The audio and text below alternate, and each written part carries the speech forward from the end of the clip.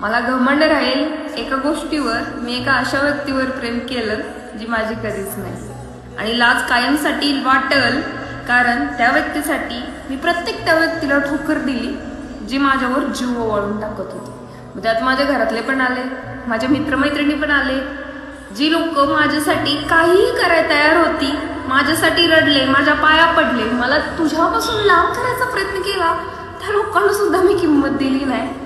आणि हा, एका कुत्र्यापेक्षा घाण किंमत माझी तो ठरवली.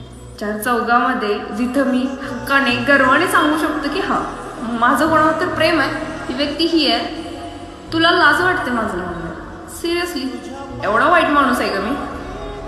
काय चुकलं? मला पैसा पाहिजे होता, सरळ बोलायचं, एवढं पैसे पाहिजेत मी दिलं असतं.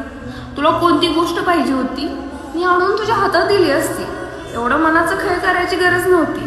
तू जर मागितलं असतं ना, तुझ्यासाठी जीव द्यायला पण तयार होतो आहे आणि देऊ पण शकतोय.